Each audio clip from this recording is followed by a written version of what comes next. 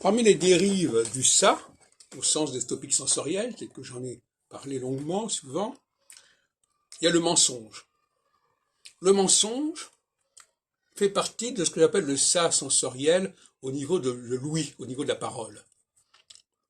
On peut avoir une sorte de jubilation à mentir, une sorte de jubilation à nier les faits. Et c'est souvent les femmes qui sont dans cette problématique parce que ça leur apporte quelque chose, ça leur apporte une sorte de compensation, une forme de protestation, une façon d'envoyer les gens promener. On ment effrontément, où on dit des choses complètement des contre-vérités, sans parler des insultes, sans parler de tout un ensemble de nuisances, ne serait-ce que parler très fort, parler trop fort, parler à toute occasion. Quand vous mettez des femmes ensemble, il y a une sorte de débit ininterrompu qui peut durer pendant des heures, parce qu'elles ne parlent pas de quelque chose qui relève d'une réflexion sur le monde, qui soit construite, qui soit élaborée, mais elles parlent de ce qui leur est arrivé,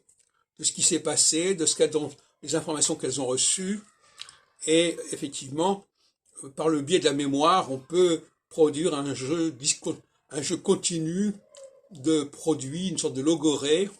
ininterrompue. Le dialogue entre hommes, je ne parle pas des homosexuels,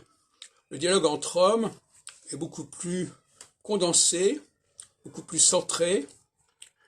et il ne s'agit pas d'un travail de mémoire, mais un travail de raisonnement. Et quand on raisonne, quand on réfléchit, quand on